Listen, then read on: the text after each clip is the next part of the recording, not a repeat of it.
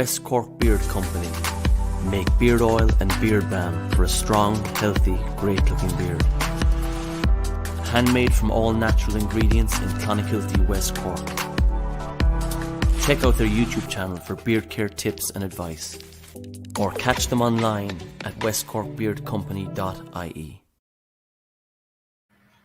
Good evening, good morning, good afternoon, wherever you may be. Welcome back to the Same Old Arsenal podcast. How are you all? Thanks for joining us. Episode 2 of A Question of Arsenal. I hope you're all well.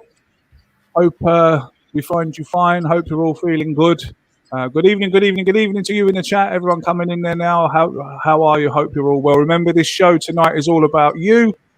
So if you've got questions that you want to ask me and Lee, please get them into the chat and we will ask them. This is episode 2 of A Question of Arsenal. Lee Judges, how are you, sir? I am good, very, very good. I'll tell you what, I am a bit warmer than what I was earlier on. I come in from work this morning, didn't put my heating on, and I was absolutely freezing. But I'm all right now, and I'm going to do what you asked me to do all the time and retweet that. So I've done that. Oh, thank you very much. You worked out how to do it? No problems at all. I know how to do that now, so that's all done.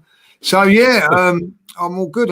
So been a good week so far, isn't it? 2 wins on the spin. Absolutely, mate. It's all right to be an Arsenal fan at the moment. Burnley coming up at the weekend, and all good in the hood, as they say. Beat them top fours on, Lee. Yeah.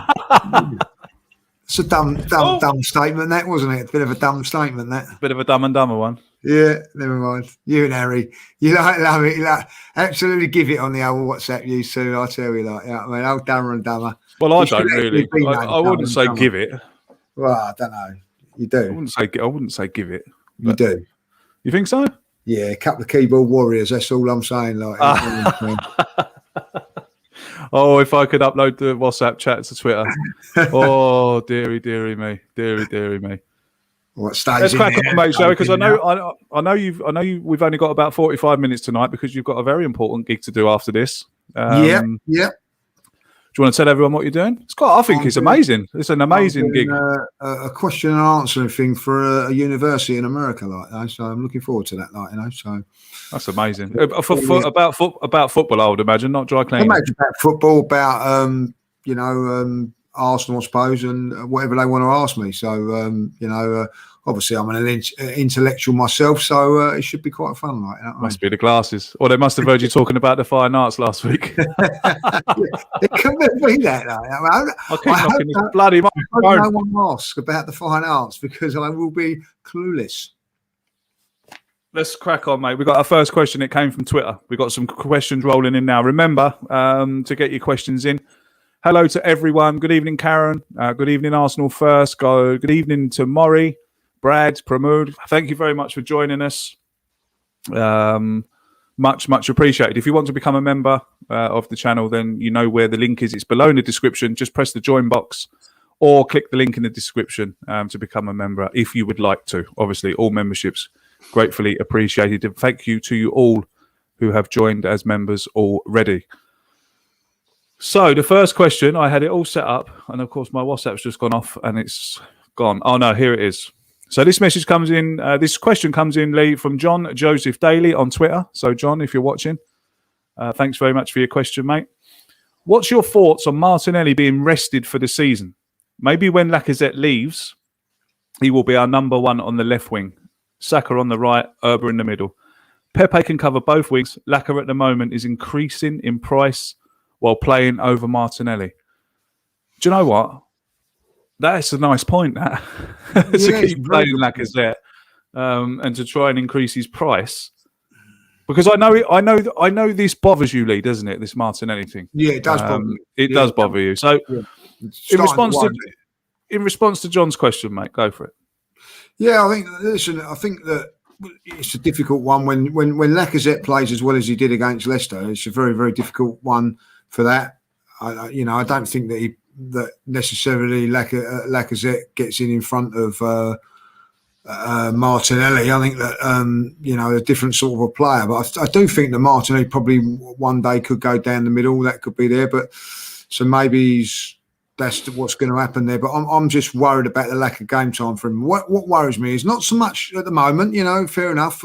Pepe came in and done exceptionally well. Willian did at the weekend. It's like games like when we're 4-1 up against Newcastle with 20 minutes to go, and there's no chance of Martinelli coming on. Like, yes, he's still learning the game, as Ant says in the chat. But I've been fortunate enough to watch him a few times. Not only is his play, his work rate, his endeavour is as good as anybody's, and the boy can finish. And when you look at our side at the moment, we lack that. I'm not saying that we should be starting him week in, week out, but I do believe he should be getting minutes, learning for the next couple of years. And I'm seeing Willian getting time in front of him. Justified at the weekend, I will say that, with a really brilliant performance, and also on Thursday. But before those games, can you tell me that Willian deserved to be in front of him? Absolutely not. Yeah, that's the point that I'm making.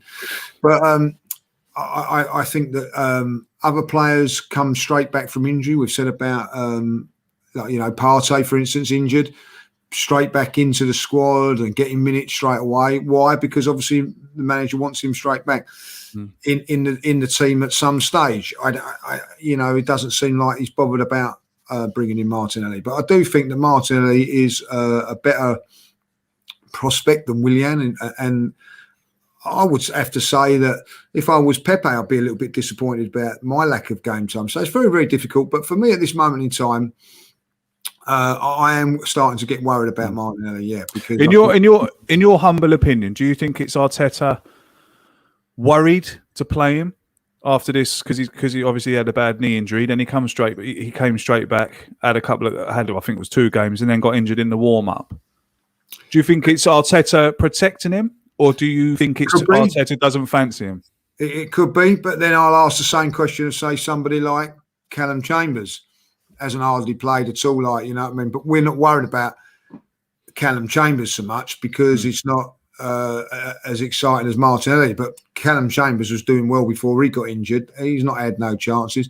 So it could well be that, that they're training, getting them physically fit, which is not a bad thing.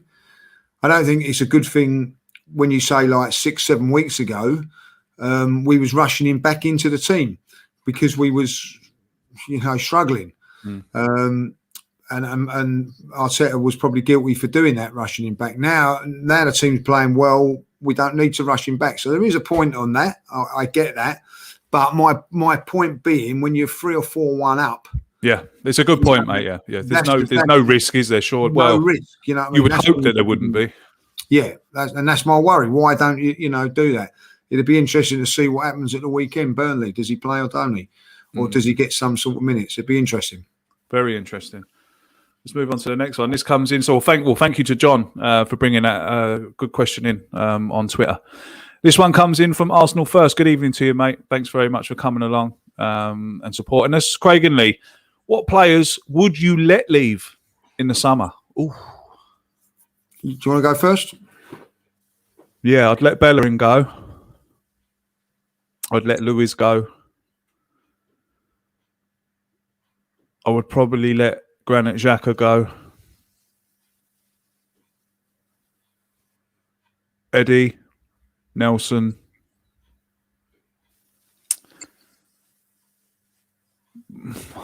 Pains me to say it, but I'd probably let Lacazette go as well if we could get some good money for him. I've liked Lacazette of late. Like we said a couple of weeks ago, if we could merge Aubameyang's goal scoring abilities into Lacazette's fitness levels, and Christ, what a striker we'd have on our hands. Yeah, so for me, that's probably the list of players I'd let go. I mean, then obviously, out of sight, out of mind, I've forgotten about Guendouzi. I've forgotten about Lucas Torreira. Players that we can get money for. And I think we're going to have to sell these players if we want to sign players, because I can't see Kroenke putting his hands in his pockets. Yeah, I'll make you right. I think we've got to sell. And that's why I would probably say Eddie has to go. Lacazette. Either Nelson or Willock, one of them two. What about Guendouzi, Lee? Would you bring him back in? Yes, I would do, because he's an improvement. He's an upgrade on, say, someone like El Neni. I would keep Guendouzi as a player to bring in. I'd bring in Basuma, somebody like that as well. But I would, I think that Guendouzi is an improvement on players that we've got. Torreira, I'd let go, because I'm nothing against Torreira. I just don't think that the Premier League suits him. No. Bellerin, yes, if good money comes in for him, I would. I wouldn't necessarily let David Luiz go, because we ain't going to get nothing for him, and I think that maybe he could be a good squad player for us. Granit Xhaka, I think that I'd keep for another year, because I think that we could use him for another year before pushing it on a little bit. That would be the only reason on that one. So, but I think that by getting rid of these players, we can get 3 or 4 top players in. And I think we need that. We need 3 or 4. And if we have to sacrifice 5 or 6, so be it. So be it. Yeah. Thanks very much for your question. Hope you like the answer. This one comes in from Brad Richardson. Good evening, mate. Thanks for coming and joining us. Thanks for your question. Thoughts on the reports of Arsenal making contact? I think, is it pronounced Eduard of Celtic? No. Yeah, no, I think it's Eduard or something like that. Eduard. Celtic striker. Yeah. Looks good. Looks good. Big tall lad, big tall powerful lad. Year left of his contract. Has actually said to Celtic that he's not going to sign a new contract. So they've either got to sell him or let him see out the last year of his contract and then go for nothing. They're not going to do that. They need the money. Listen, we've made mistakes before by not going into the Scottish market. Van Dijk, a big one of them, and and there's been a few good players come back from Celtic, and what Tierney has done for Arsenal. So I think that he's sort of opened the waves to not be so what's the word? Snobbery about snobbish. Snobbish about Scottish football. So Van Dijk come from Celtic. Van Dijk, Spurs was one of midfielder at Spurs. We was looking at him before he went to Southampton. Big strong midfield player. Wanyama, Victor Wanyama. Wanyama, whatever happened. He was a player that Arsenal looked at and then decided, oh no, and carved out a good career in the Premier League. So I think that we've got to be looking at that from that point. So for me, I think that I would actually look to do that, and I think that we need someone that's got aerial ability, and I think that's what he's got. And if we can, I think they're quoting 20 odd million, aren't they? I wouldn't go as far as that. I would actually say probably.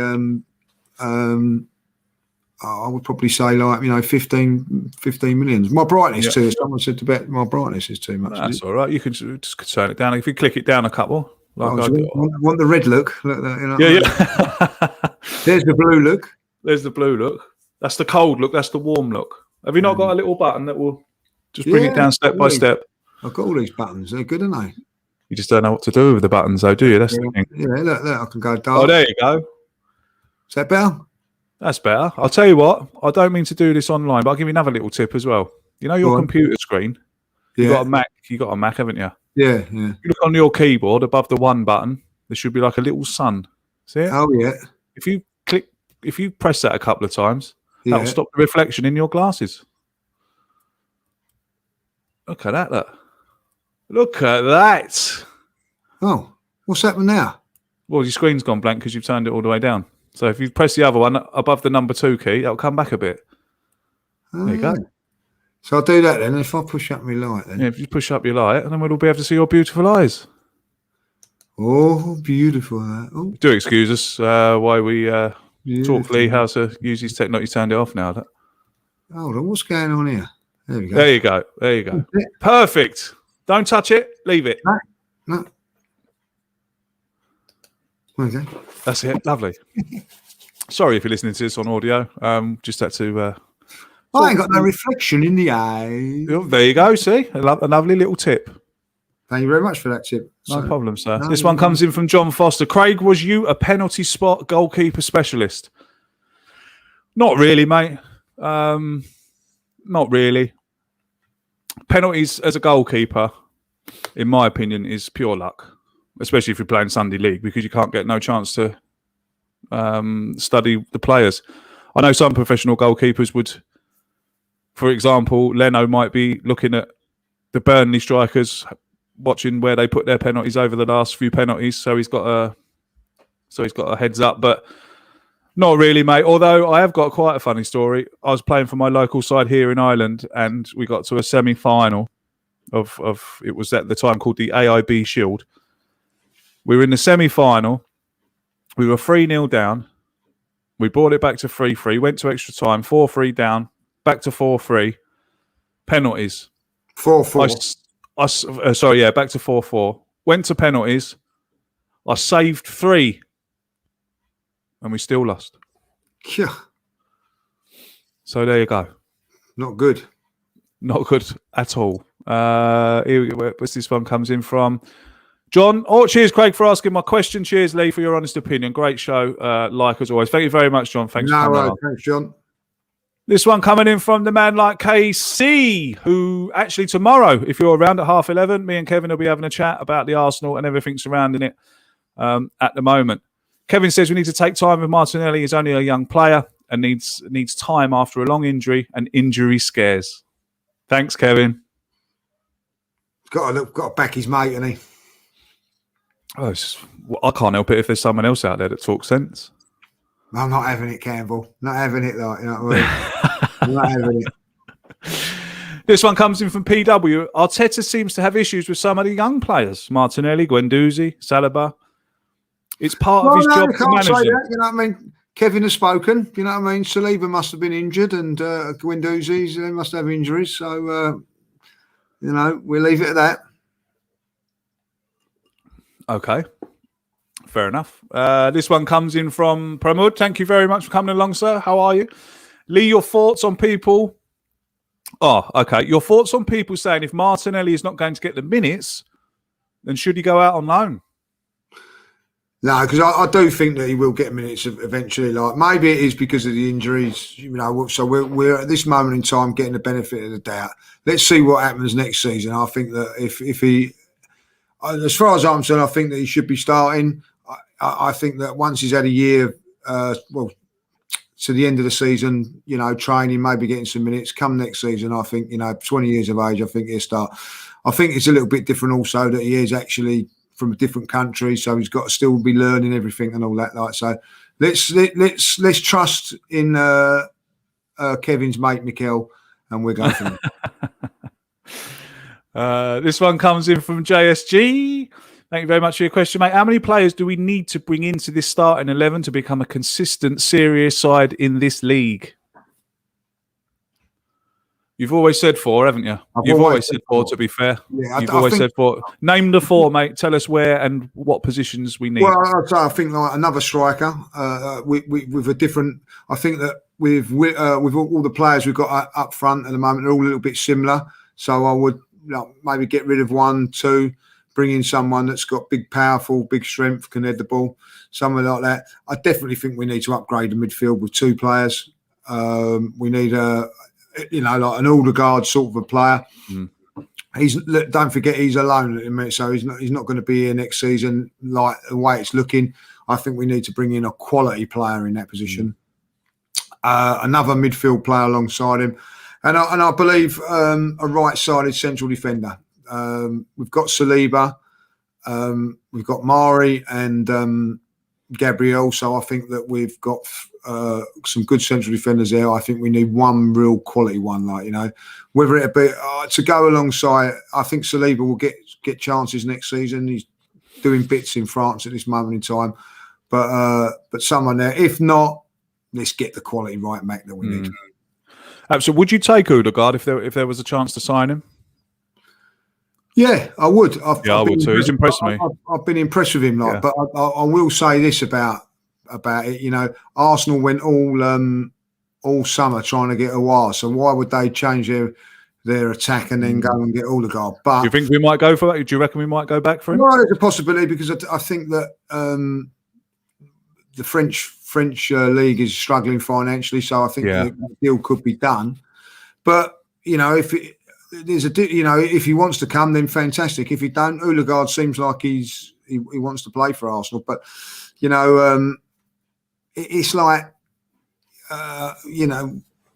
if sometimes you put a player on loan, they've got no intentions of ever playing for that club. It's just to get experience. So with me, I think Odegaard's been at Real Madrid quite a while now. I think this is. He's been there since he was. Yeah, he's been there since he was 16, I think, hasn't he? Yeah, and he's been loaned out 4 times out of 6. Maybe it's time to move on, and so we might actually get him at a good time. Might get him for a good time, and might get him for a good price. Yeah, he does look good. He's impressed me. I've got to say. Yeah, I think he'd be a great signing if we could get him in. What's this one here? This one comes from Karen, sorry. My apologies, Karen. Last week you spoke about your playing career, Craig. Can Lee tell us anything about his? Whoa! Here we are. Well, the judges. What do you want to know? What do we want to know? We want to know who you played for, because you played at quite a high level. So who did you play? Who did you play for? I tell you what. So who did you play for? Who was the best player you played against? And what was the biggest game you ever played in? Oh, I played professionally. Well, that was like with a professional club. What I'd rather not say. So we'll leave it at that. Go on. No, we'd rather not say. We'd rather not say. Does it begin with a T? Could do, might do, like, you know what I mean. So I'm not going to say too much on that. Just to let you all know that Lee Judges will not be on this podcast again after this one. And then I went and played for Hendon then. I'll tell you what, one of the best players I played against. I played with some good players, you know what I mean, like back in the day. To name that, Steve Sedgley was a player that I played with for a while, very, very good player. I would say like Paul Turner, who was at Arsenal, was a very, very good player. Probably the two, like when I was growing up, we was all like in competition with each other, very, very good. Andy Edmonds was about a year older than me, but he was in the same year at school with me. He was a very, very good player. I was at Spurs. Best player I played against would have to be at the same was Graeme Roberts. Oh, Spurs. Really? Yeah, played against him when he was at Enfield. He was at the end of his career. Learned a bit off of him. I'll tell you a little story about him. I thought, right, I was only young. I was probably about 19 at the time, and I thought, well, I'll leave one on him. But, like, you know what I mean? Sorry, I'll leave him. I'll leave one on him. So I left one on him, and it was a good one as well, like, you know. And I thought he was going to get, you know, when you're prepared, right? Come on in, like, you know what I mean?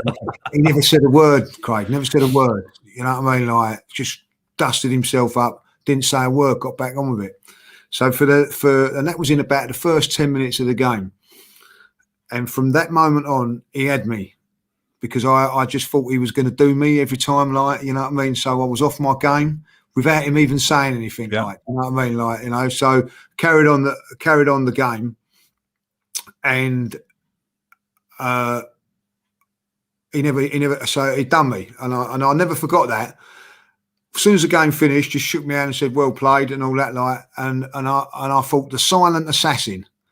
You know when someone goes, "Oh, I'm going to do this, going to give it," and you know what I mean. He never, and this is a player that could play, because he was an half, but he never said nothing to me. But he got in my head, and every time I got the ball, I thought, he's going to do me, but he never did, and he just put me off my game, and I learned a lot from that. From that experience, like, yeah. So he was there. One of the best players I played with was a player like, unfortunately he's passed away now, a player called Dermot Drummy at Hendon. He was different class. He was like Irish international, played at Arsenal, then was coach at Chelsea, like done all like the youth team at Chelsea and all that. And actually, when he got a bit older, he actually took me to Ware. He was manager of Ware, and he asked me to go over there. And the reason that I went there was because of him. Fantastic in midfield. And I tell you what the greatest thing, I went to Hendon when Ian Dowie was playing. Ted Hardy was the manager, and there was a stage where you go into a team and all that, and they wouldn't talk to you because they're worried about losing their money. It was the click. You always get that at clubs. Sometimes you have to get yourself in before, and I was only young, and I was a bit intimidated by everything at that moment in time. But Dermot Drummond was the best player in the team as far as I was concerned. But when I walked in the dressing room, how you doing? You're all right, you know what I mean? Made me feel at home. Where the others didn't so much, so I always thought that when I become a senior player, that's how I would treat the younger players, and I did. You know, when a younger player come in, that was what it was like. I remember going into the bar, and they're with my dad, and they'd turn your back on you because they didn't want you in the. You had to have something about you back in that day where you had to prove yourself because it was people's mortgages and things like that. We all had jobs, but they was all like getting good money back then that day. So they didn't want to. They didn't want you to take their place, and it was So, but that's how it was. You know what I mean? So good times, but tough times as well. Tough times. Yeah. When men were men. Men were men. You used to share the baths together as well. Do you know what I mean? I'll never forget that. I've got a little funny story about this. You used to jump, like the communal baths. Which unbelievable were sort of like when I played them at Ipswich, Cheshunt, you know what I mean, like went to it like when you played Enfield, they had the baths and all that, like, and you'd always have the bit of mud on them. I remember we played in a cup game over at Feltham, and by the old youth prison place it is Feltham, but they had a plastic pitch which was like there was only like a few about like Luton in the day. They weren't like as common as what they were now. And so like after the game, there weren't no mud. So it was just this clear bath and you could just see like 12, 14 willies, like, you know what I mean? Like, it wasn't nice. The same jumping in the baths ever again, like, do you know what I mean? So swiftly moving on. Swiftly moving on. This one comes in from Cheap Heat Productions podcast. Thanks very much for your question, Maurice. Thank you very much for joining me, mate. Question for both of the lads. What would we class as a successful season? I'll let you answer that one first. Europa League. To win the Europa League, yeah, to win the Europa League. Listen, I'd have took that all day at the beginning of the season. If you just said to me, what do you reckon? Like, you're top four. Realistic. I didn't think we was going to win the title, but Europa League, I would say that it gets us everything we want. It gets us fans the trophy, which is what we want. It gives the money men and the board Champions League football, which is what they want. Exactly. Yeah, it would have been my answer too. I know you think I'm mad, but a top six, top five place, Europa League win. That's a successful season for me after the season that he's had. He's had a terrible season. There's no hiding that fact. The only thing the only thing we've got left to look forward to is the Europa League. So to win the Europa League, I suppose, would be the most successful thing we could do, and to make the season a success. Where is that one gone now? I hate it when it does that. It moves on so quick. Here it is. Where are we? So you think, like, just while you're looking for that, like, it's unbelievable, like, going back in there, that you jump in a bath with 12 other blokes, wouldn't it? You know what I mean? Like, well, I mean, look, we've all got this. It would be unheard of. You wouldn't do it. I don't suppose they do it now, but we all had the same bits. We all had the same bits and bobs. Yeah. I can remember playing for Claxton Town, and we had the old, the length for showers. Do you know, there was about 10 showers in a line. No division, no nothing. You all just jumped in, and that was it. I remember getting sent off once and had the bath to myself. That was good. This one comes in from Michael Casey. Should Pablo Mari start more often, guys? He's definitely out. He's definitely our most composed centre half and has had a fantastic reading of the game. I honestly think he's a top defender, proper leader. Now, listen, my answer to that is, people forget about this. Before Gabriel got that COVID and everything like that, I think he won 3 out of 4 player of the months. It was outstanding. But I think since the COVID things come back, he's been a little not been at his powers. He's struggled a little bit. So, without knowing too much about, I think COVID can affect everybody in different ways. Some people get over it quicker than others. I think he suffered a little bit more than than some on it, like, you know. So I would actually think that, but since he's come back, he hasn't been quite as good. I think he has been a little bit erratic, if I'll be honest. Pablo Mari's come in, and I think it's been fantastic. When have you seen someone do what he done to? Well, you've certainly not seen Jamie Vardy, Jamie Vardy. So I've been very, very impressed with him, like, you know. So for me, on current form and looking at it, I would play Mari. I would I would play Gabriel on Saturday. If he does well, then I'll play him on the Thursday. But you know, if he has another shaky game, he had an awful game against Benfica. Yeah, he did. You know, very bad. So for me, I think that you know, Mari deserves a shout. Yeah, definitely. What do you think? Absolutely. Yeah, I agree with Michael. I think Pablo Mari has been very consistent. I know he's had a bit of a clanger there against Leicester for the first goal, but you can't. You know, I'm not going to blame him solely for it. I mean, when you look up and see three of your teammates going to mark a fella that hasn't got the ball, you know, what more can you do except try and chase him down? But again, like you say, the way he handled Vardy against Leicester, I mean, let's have it right. Jamie Vardy's still a very, very good striker. Yeah, 100%. And the way, and you know, I know the saying goes around a lot, and this, that, and the other, but Pablo Mari did have him in his pocket all game. Yeah. For me, so anyone that can keep Jamie Vardy quiet, you're talking about a man who holds the record for most goals scored in a row, and you know, England international, and well, ex-England international. So for Pablo Mari to do a job on him, he's surely got to have some bit about him, surely. Yeah, 100%. I just someone put in a chat earlier on, Burnley were winning 1-0. Obviously, it went Burnley 1-0. I actually thought they were saying like Burnley were going to beat Arsenal 1-0, but I've just realised are they playing Leicester, isn't it? Yeah, playing Leicester now. Like, they're beating them 1-0 now. It must have been a 6 o'clock kickoff.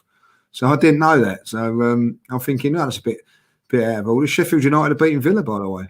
Well, interesting. Bad results. This one comes in from Matthew. Thank you very much for the question, Matthew. Thanks for coming along and supporting us. Hi, Craig and Lee. Great show. Thank you very much, sir. Question for you both. If you could sign any player from another Premier League team, who would it be? For me, Jack Grealish. Yeah, first name that went into my head as well. The dream would be Jack Grealish to come and play for Arsenal. I often sit and think about him in an Arsenal kit, not in that way, but you know, just to watch him run on the Emirates and you know, to be playing for Arsenal, him and Smith Rowe with their socks rolled down. Yeah, two Englishmen in the middle of midfield. What a dream! Yeah, I'm with you on that. Like, you know, Foden would be another one that I wouldn't mind if I'll be honest. But what about Lamp? I think is it Lamptey? Lamptey, Brighton. You know, another good one. But if I Madrid, my the one that would get me going would be like as if we signed someone like Grealish. Yeah. I mean, that would send out such an it would send out a lovely shot. It wouldn't just send out a statement of intent to us fans. I think it would send a statement of intent out to everyone. Yeah, 100% it would. 100% it would. Like, you know, De Bruyne wouldn't be bad neither. It wouldn't be a bad signing. Yeah, perhaps you could bring. It could be, you know, good cover, couldn't he? Perhaps he could bring Sterling with him as well. You know what I mean? Yeah, maybe, yeah. This one comes in from BX Gunner 81. Thank you very much for your question. Do you guys still believe Arteta can get the best out of this squad? For me, yes, I do. Like me and Lee had a little argument about it on Monday. I can see the improvement. Now, the league table, unfortunately, doesn't show improvement because, you know, I'm a big believer. The league table doesn't lie. But there has been massive improvement now. If you look between the lines. I know some people don't want to, you know, there's some people out there that don't want to look. They just want to judge on what they see. But there is signs of improvement there. I can see what he's doing. I can see the style of play he's trying to promote. But like I've said, I believe he can get the best out of them, but I also believe that he won't do his best until he's got the players in that he wants to play his system. People who've watched this podcast all season know that I've backed Mikel Arteta from the start, and I will continue to do so. But I will say this, and I've said this I think a couple of weeks ago: if the board back him in the summer, or he sells, the board say, right, you've got to sell this many players, and we'll give you this much plus what you make, and he does bring in his own players, and he has a full pre-season. If we find ourselves languishing 7th, 8th, 9th, November, December next year, then there'll have to be some questions asked, Lee. Yeah, and quite rightly so. I think that listen, there has been improvement. You can, when you look at the league table from December, as what you said, there has been improvement. Like, you know what I mean? But I looked at for the whole course of the season, and I think that with Arsenal fans at times, and they seem to forget all the bad stuff and sort of what it was like before Christmas, because it was absolutely awful. It was painful watching Arsenal. But sometimes I think Kevin has always alluded to this and has always said it, and you have to go through the pain to get the gain, So we've gone through the pain. Hopefully we've gone through the pain now of what that was, and we've now pushing towards improving. And I think that maybe that's the case. I think that for me, I think that we're in a better position at this moment in time. But look, I think, let's be honest. When was the last time Arsenal went to a team that's in the top 4 away from home, and not I say dominated, but we won the game comfortably and never looked in danger. We wasn't hanging on at the end and relieved. We was sitting there like, laughing and joking during a game of football. I don't think I was as relaxed as I've ever been Same here. In a game. I even put the recliner up against Leicester. I had the recliner out. Yeah, it was, wasn't it? It really was. So, I think from that point of view, you'll have to say that was a massive positive. Massive. Matthew, thank you very much for becoming a member, mate. Much appreciated. Thank you very much indeed. We're coming to the end of the show this evening, unfortunately, because Lee's got to go away. We'll get a couple more in. This one comes in from Mark. Good evening to you, Mark. Thanks for supporting the podcast, mate. Much appreciated. Do you honestly think that Kroenke will give us money, especially with the 120 million loan to pay back? Let's hope they don't want it in July. Going to have to sell big if we want to sign play. Oh, sorry, we have to sell to buy. So no Grealish or another major signing. Yeah, well, I think if I'm led to believe that some of that money will come back from the TV money will be paid in, so we should get some funds so we can pay the loan back. We may have to sell a player or two to do that loan, but listen, there's going to be a time. You cannot continue the way we're going, because the Kroenkes, for instance, if they don't invest, we're going to be 10th, 9th, 10th, 8th next season. No Champions League football, no European football. Be losing money. They're going to have to.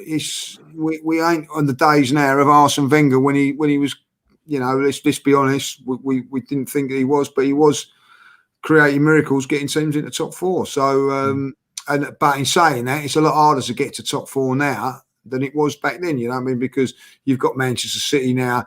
And Chelsea, Chelsea were there, but Manchester City have come into the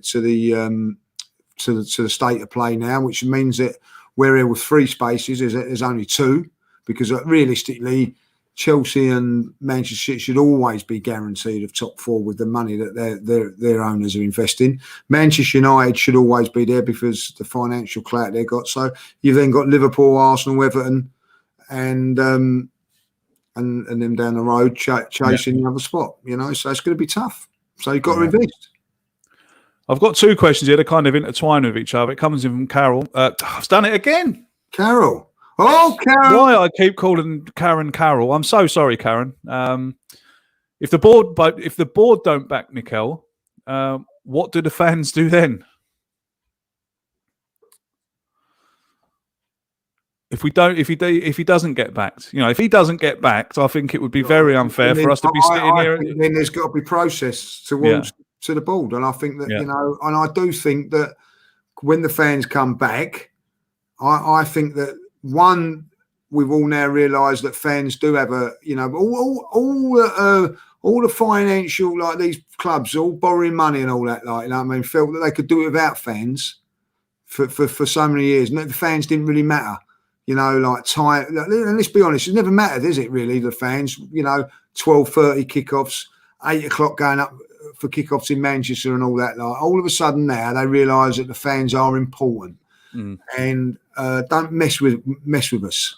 You know what I mean? And so we've got more clout than what they think they have, because if it wasn't for no fans going into the grounds, they'd be struggling as they have done.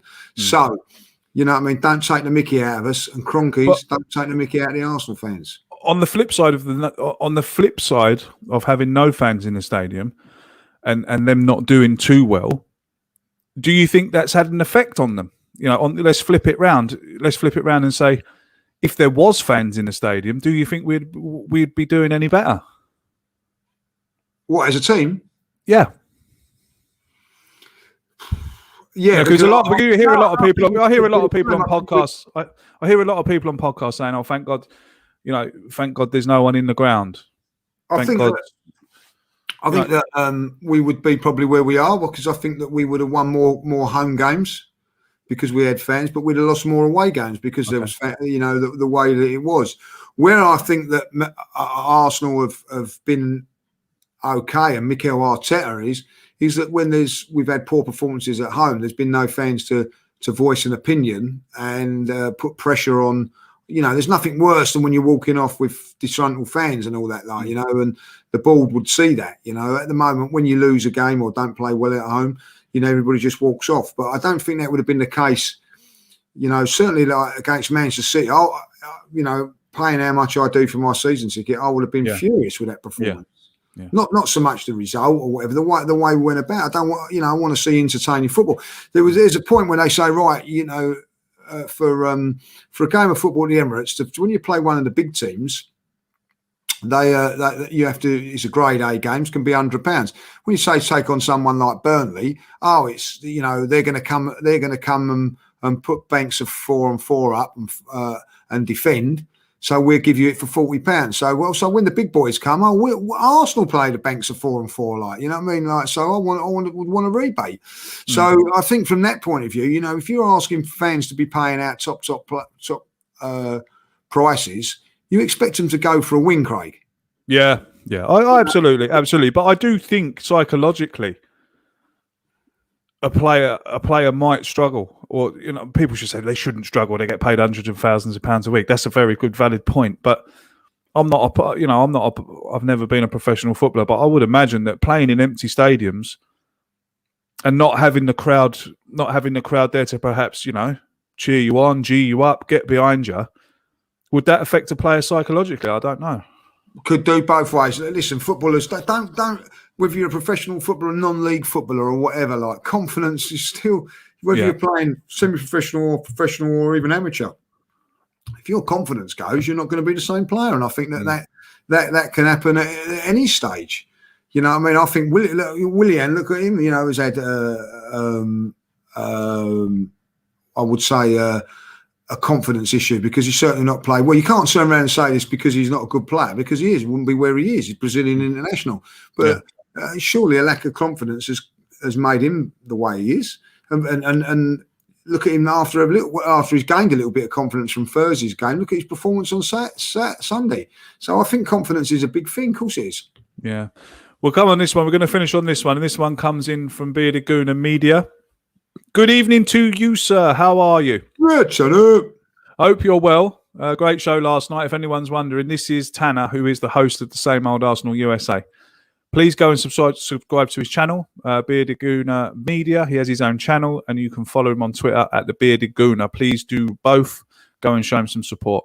He says, if Mikel Arteta gets in his players this summer with a proper pre-season, what's the expectation of placement in the league next season? Great question. I think that with his own players, and also, which is as just as important, a year's experience as managing there, which you know, he would have got experience now. Well, you can't, going into next season, you can't turn around and say, oh, well, he's an experienced manager now, he's a novice. He's had a year and a half's experience of managing a football club and a big football club. And a lot of things that have gone on in that would surely have made him a lot better. So I think the expectation, I'm not saying we're going to win the league, and I want us challenging it. You know, Leicester have challenged for the title this season. They're not going to win it, but they've challenged. You know what I mean? Because they've challenged, they're still in with a chance of top 4, and that's exactly what I expect and want from Arsenal next season. Yeah, same as me. I think a top 4 finish, a European finish, would have to be the minimum expectation, whether that would be a Europa League finish or a Champions League finish. Ultimately, Champions League finish would be very nice, but I think, you know, a European finish has got to be the number one priority for a club like Arsenal, whether it comes from winning the FA Cup, whether it comes from, you know, if we win the Europa League this year, we might find ourselves in the Champions League already next year. So, you know, swings and roundabouts, mate. Thank you very much for joining us this evening. Always enjoy these chats with just me and Lee. I enjoy it. I don't know if it's quick, isn't it? It does go quick. It does go very quick. I'm just conscious for you, mate, because I know you've got to get off. If you want, I need to, you know, visit the bathroom and have it. So thank you very much to you all for coming along and joining us. Don't forget, I'll be back tomorrow. That's 4 shows in a row.